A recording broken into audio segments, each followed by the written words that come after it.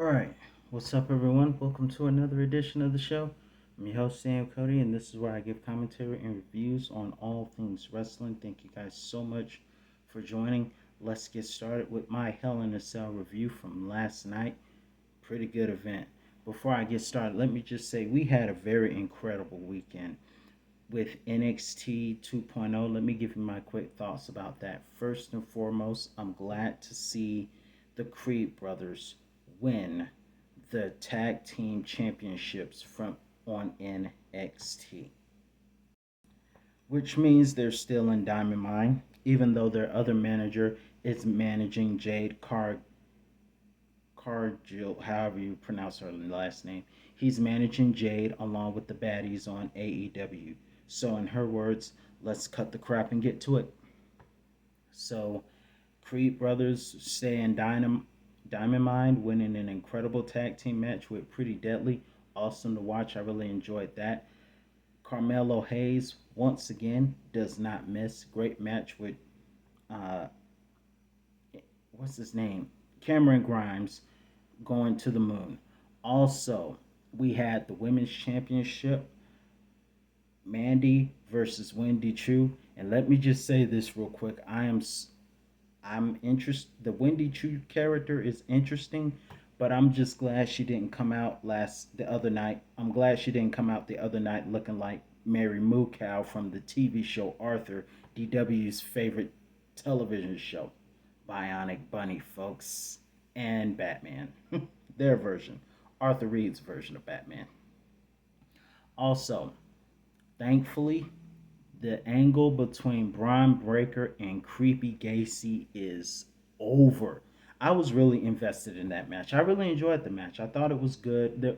The match had me on the edge of my seat. I was hoping Braun wouldn't lose his cool.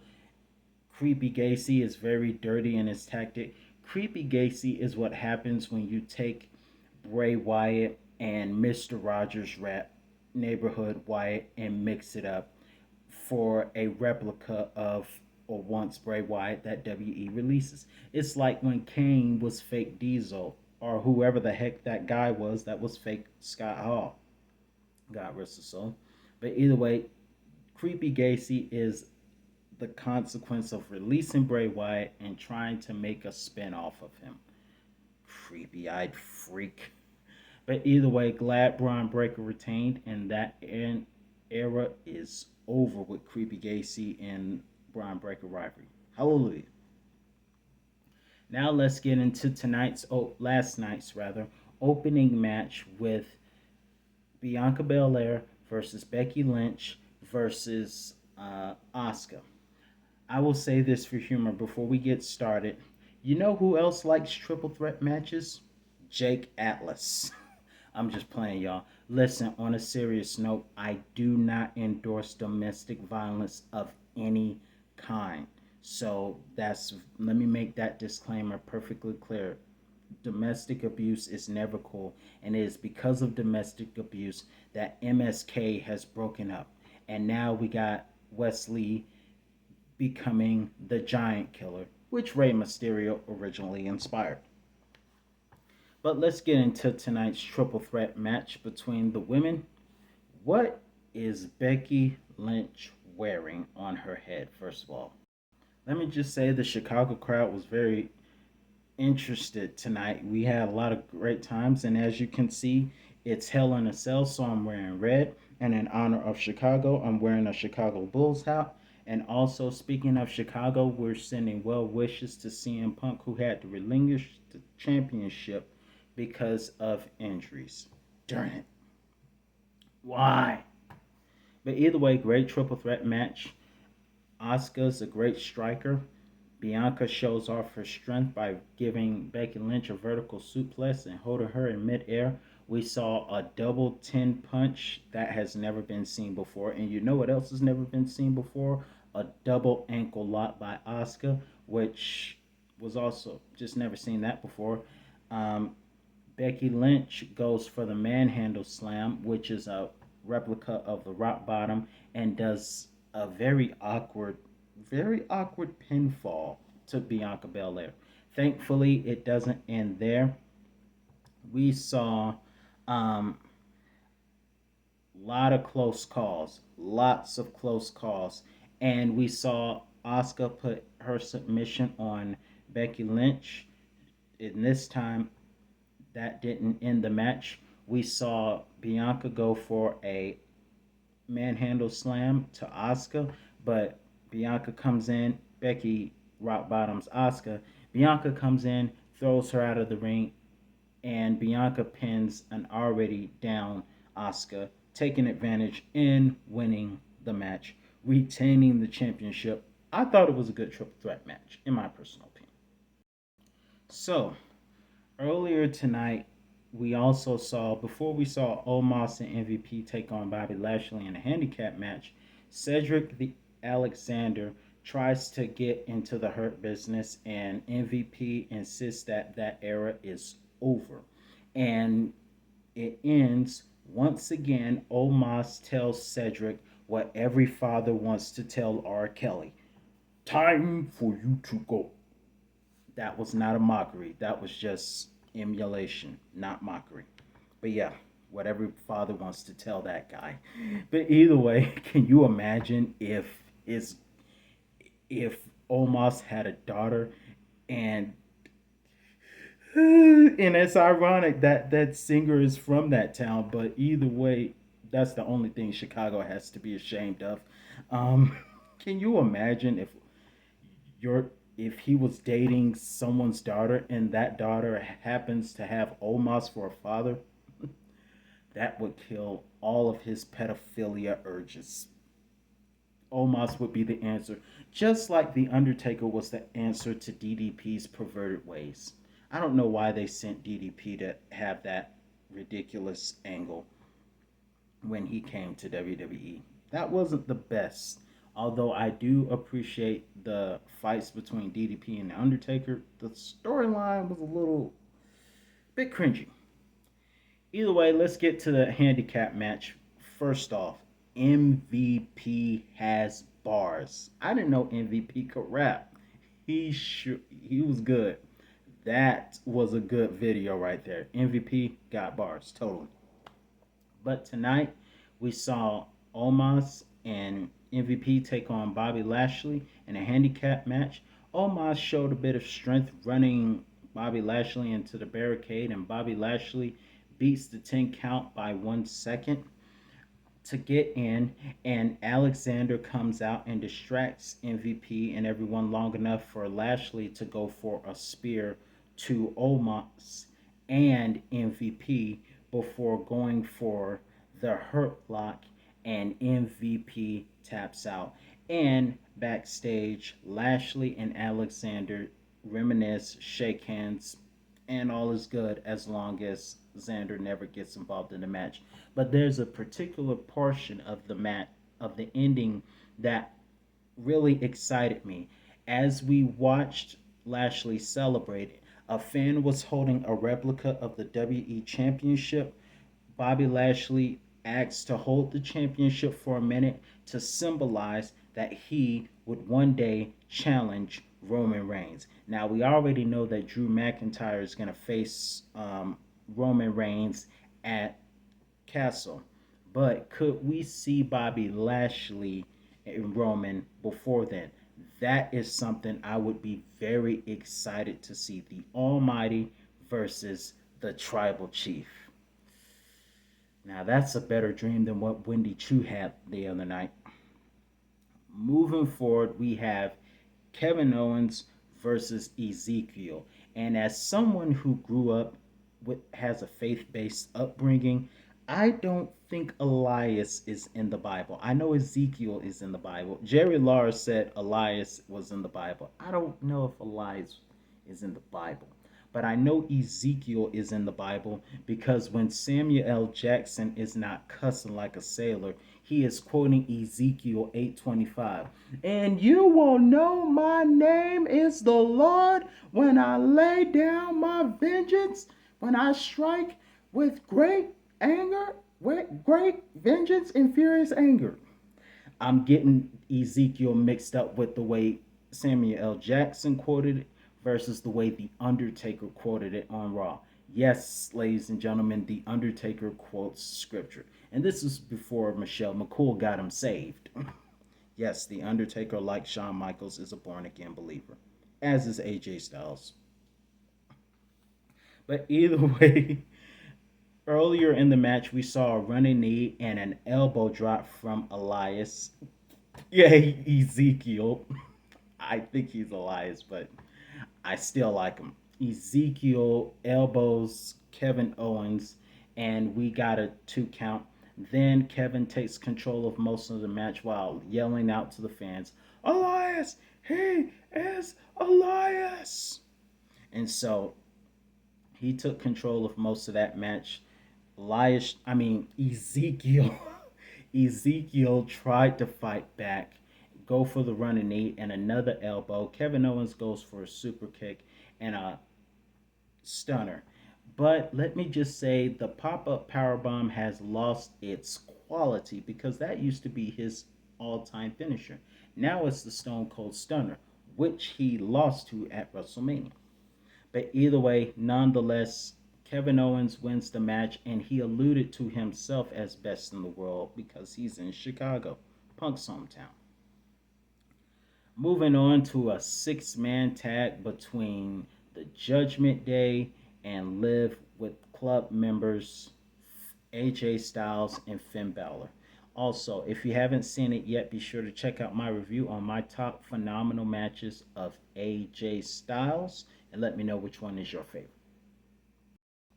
So tonight I noticed as the Judgment Day was making their entrance, the reaction for Rhea and Damian Priest was a little bit of booze because of course they're the villains of the story.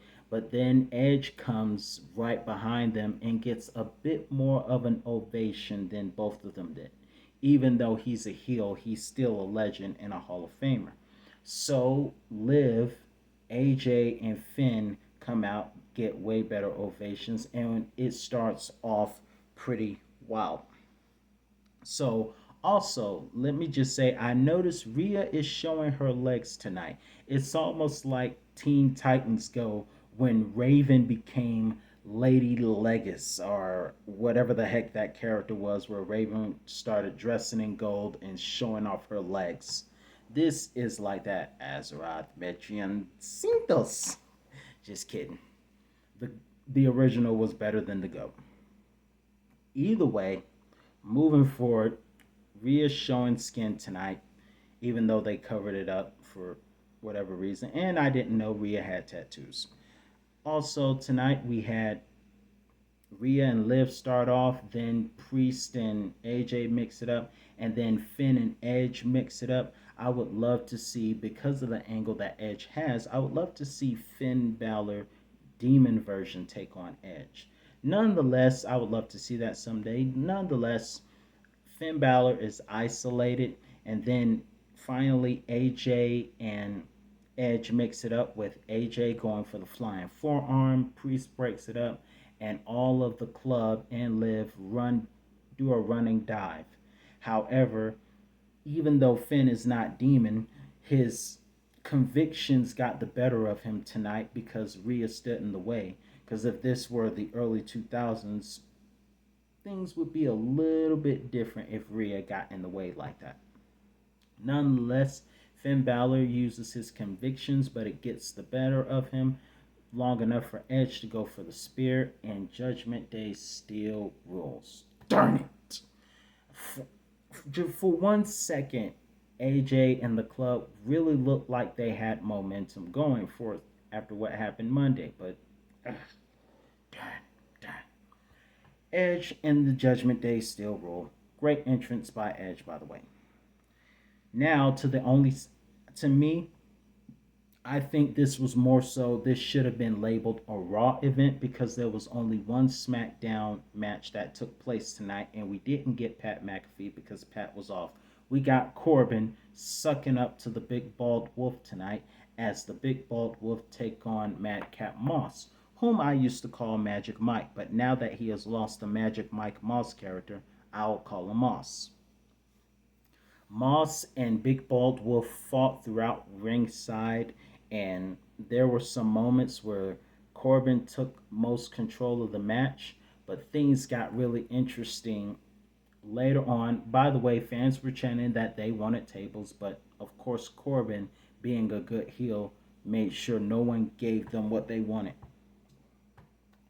So we didn't get tables, we just got chairs. And of course, those chairs would go against him, and so did the steel steps because Corbin would take a fall away on the stairs. And I cannot tell you how many times rewinded Madcap Moss crushing Corbin's throat. I know that's a barbaric thing to say, but I just rewinded over and over again Madcap Moss taking the stairs and crushing the throat of the big, bald wolf. Huff, and I'll puff, and I'll crush your freaking throat. So, Madcap Moss wins, and again, if you didn't see me say it on SmackDown, I'll say it now. I love that new theme by Madcap. But let's get to the main event. The main event, we only got one Hell in a Cell match this time. Usually we may get more than, we may at least get two. Earlier today, because it was earlier today, I watched Hell in a Cell from 2016, and they had three Hell in a Cell matches that night. However, tonight we only get one Hell in a Cell match, or should I say last night, rather, because some of you are going to be seeing this on a different day. So last night we got only one Hell in a Cell match, and it was the main event where we saw Seth Rollins mock Cody Rhodes' father with a polka dot outfit, Dusty Rhodes, God rest his soul.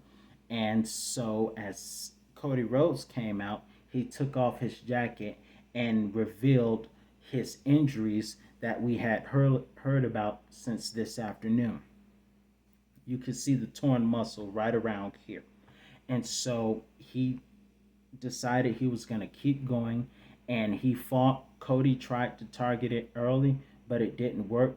Seth tried to target it, but Cody kept going for those jabs, just like his father used to do before doing the elbow. And even though Seth tried, it was Cody that made a big mistake that would set tone for his injuries to go against him later when he delivered that special cutter and it hurt him. And that's when Seth Rollins was able to take control. He used the kendo stick, he would use the stairs, steel steps, and he would even use the cell itself. Also, he would use a made up polka dot belt with Visionary, except this is not the belt that he took from a kid that past Monday. But he used that, and he brought out some tables, and the fans thanked him because all night long we have wanted tables. Chicago has a little bit of history with ECW as well as Extreme Wrestling like matches, so Chicago was very thankful for the tables, and they thanked Seth even though Seth was a heel. Also, earlier the night, Seth was mad because fans don't sing about him anymore; they just chant Cody. They were singing Seth's song earlier that night until Seth revealed that outfit. So he comes with a table and goes for a frog splash, but misses and puts himself through the table. Later on, we see Seth powerbomb Cody through the table, only to get a 2 count. Later on, we will see Cody Rhodes use the pedigree for a 2 count, which was also interesting. And then we saw Seth come in with a sledgehammer, which Cody would take and chase Seth with it, but Seth would lure him into a curve stomp. That didn't work out. They both used the crossroads, both Seth and Cody. Seth used it, and then Cody came back and used it at the same time. Never seen nothing like that. It was awesome, totally awesome. But it was later on in the match that we would see Cody Rhodes go for two crossroads and the sledgehammer for the clean sweep. And this reminds me of Triple H versus Batista in 2005. WrestleMania, Backlash, Hell in a Cell. It's 2005 all over again. And this was just like that. So Cody gets a clean Sweet gets redemption, and like Jerry Lawler was alluding to earlier on the kickoff show, a man might be injured, but he can still win a match. And just like Jerry Lawler's opponent, Cody Rhodes won a match despite a torn muscle. But I think Cody needs to take some time off to heal that because he has proven everything he needs to prove. So, what do you think about this event? Let me know in the comment section below. I'm your host, Daniel Cody. That's all the time I have for you today. I'll be back with another review on all things wrestling. Peace.